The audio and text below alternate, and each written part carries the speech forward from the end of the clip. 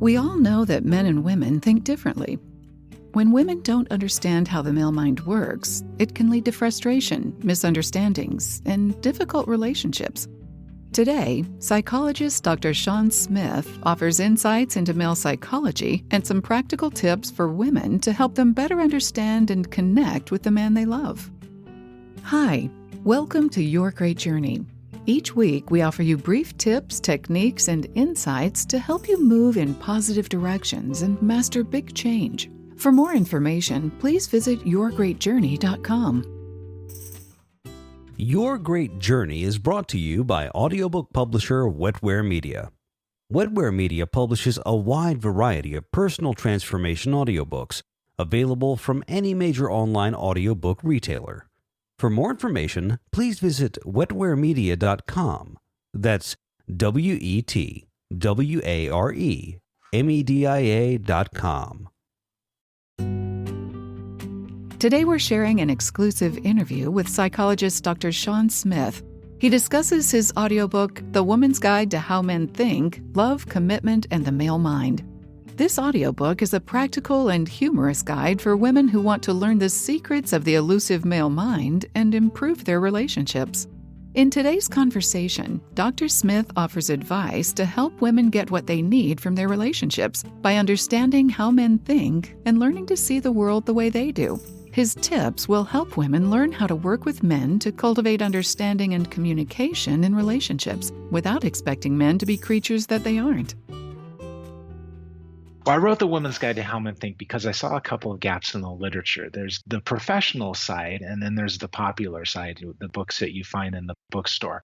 And in the professional side, I saw that when clinicians and researchers talk about how women and men communicate, they tend to have this bias that the women's way of communicating is the correct way to do it, which it is in certain ways, but they lose out on half the equation with that sometimes men are communicating in their own way, but there's not much in the professional literature or in the popular literature about understanding what it is that men are trying to accomplish when they're communicating the way they're communicating or when they're not communicating. The popular literature out there on men tends to focus on how to deal with guys that aren't very good at relationships, the narcissists and the sociopaths, and that's certainly necessary. But we also needed a book, I thought, about how good men communicate, guys that are just going to work every day, guys that are treating people the best they can, and guys that make good relationship material. And that's really what this book is about, is those guys and how they think and how they act in relationships.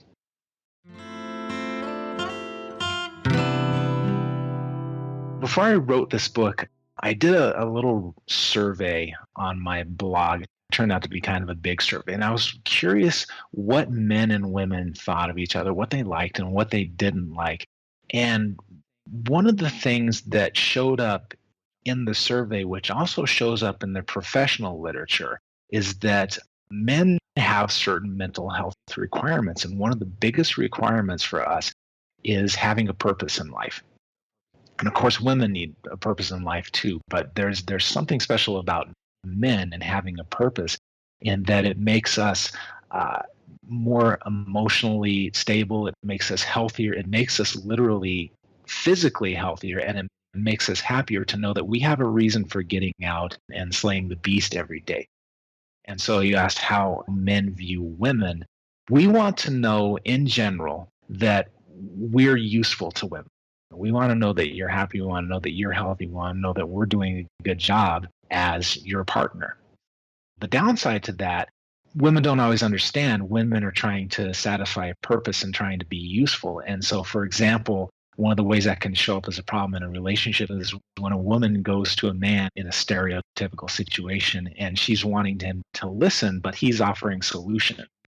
And it's really just a question of different mindsets. We all know this example pretty well, but the woman wanting to be heard and wanting to be understood, and the man wanting to get right to the problem solving. And it really comes down to the different ways in which men and women grow up, and the different ways in which we approach the world, and the different ways in which we approach each other. One of the most useful things for women to understand is that sometimes the woman's way of approaching a problem is the most suitable way. And sometimes the man's way of approaching a problem is the most useful way. I think I gave the example in the book of a car breaking down on the side of the road. And because you have a flat tire and the kids are in the back seat and the kids are getting upset. So there's two problems here. There's the kids in the back seat getting upset, and there's the tire that needs to be changed. Now, stereotypically, again, speaking very broad generalizations, the female way of approaching that problem, and the literature backs this up, is to take care of the emotions of the situation, make sure that the kids know that everything's okay, that everybody's safe and everybody feels safe and everybody knows that we're going to get to where we're going and solving all those emotional problems. The male way is to generally ignore the emotional part and get right to changing the tires. While the male is out there changing the tires, assuming he's the one doing it, the kids might not know what's going on. They might be upset and wondering, are we going to get to where we're going on time? Are we going to be okay? What's happening here? And really, you need both of those pieces of the equation in any given situation. You need somebody attending to the emotions, which women tend in general to do better than men.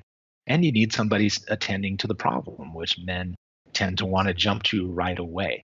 So I think one of the most important lessons in this audiobook, if you could call it a lesson, is just getting in touch with the fact that men, when it looks like we're being callous, when it looks like we're checking out, when it looks like we're ignoring emotions, we're just approaching things a little bit differently.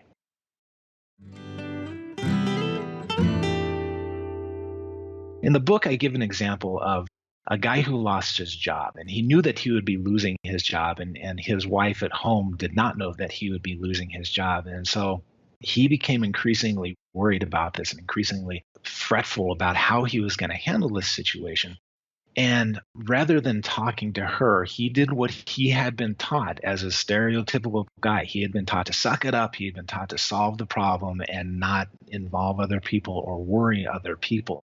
So when he actually did lose his job, he didn't tell his wife. What he did instead was he went out every day as if he was going to work, and he was looking for the job, and he was working his network. And eventually he started to get discouraged, and he started to go to the bar during the day, and she noticed that he was coming home and she could smell alcohol on his breath. And so that tipped her off that something was going on, and he finally broke down and told her. Now, the wisdom of his wife was that she was able to recognize and believe his explanation that he wasn't trying to hide this from her. He wasn't trying to manipulate. He wasn't trying to make her life more difficult. He knew that she was struggling with her own problems, and so he was doing what he was taught. He was approaching the problem in a very masculine way, which is, I have to solve this. I have to solve it quickly, and I have to not trouble my partner with it. The wisdom that she brought to that situation, that willingness to recognize that, all right, he was just trying to solve the problem. He wasn't trying to hurt me and not taking it personally. That saved their relationship, because then they just had one problem to solve, which was him finding a job, rather than two problems to solve, which is he has to find a job and our relationship is falling apart. What are the hallmarks and the signs of a good man? It's kind of a tricky question, because the expectations shift as the relationships develop. And there's a lot of research about how men and women size each other up at the beginning of a relationship versus what makes a good partner down the road. And it turns out that they're kind of different things. And one of the traps that women can fall into if they're not careful is they will fall in love with the guy who isn't the guy he's going to be down the road. Meaning, we act a certain way when we're trying to win you over. We might be acting with bravado, or we might be putting up a bit of a front. And then that's complicated by the fact that there's somewhere between 6 and 18 months of the honeymoon period where our brains are a little bit altered. Chemistry is a little bit different, so we're not seeing each other very clearly.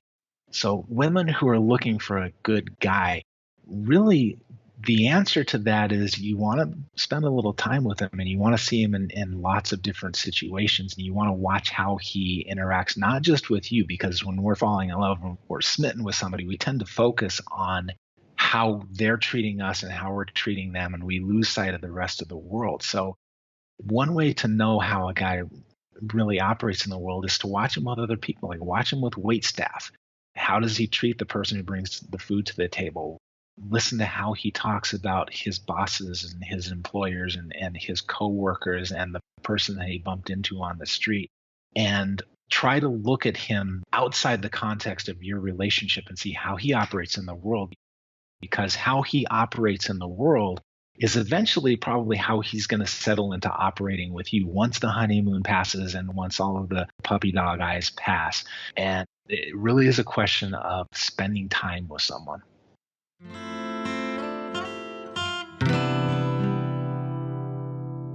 I know why people find this audiobook useful. It's been out on the market for a couple of years now, and it's gotten lots of good feedback on Amazon. It has lots of useful information about what drives men. What does it mean, for example, when a man seems like he's avoiding conversation? Or what does it mean when a man goes to work and honestly his world is so partitioned between home and work that if you ask him, "Did you think about me today?" his honest answer might be, "No, not really." And what does that mean for the relationship? Thanks for listening to this conversation with Shawn Smith, author of the audiobook, The Woman's Guide to How Men Think, Love, Commitment, and the Male Mind. You can purchase the complete audiobook from any major online audiobook retailer. If you'd like more information, please visit yourgreatjourney.com. Please be sure to subscribe to the show so you don't miss an episode. And if you like the show, please rate it and review it. And please share it with friends who might also enjoy it. Thanks for listening. Tune in next week. Your Great Journey is brought to you by audiobook publisher Wetware Media. Wetware Media publishes a wide variety of personal transformation audiobooks available from any major online audiobook retailer. For more information, please visit wetwaremedia.com. That's WETWAREMEDIA.com.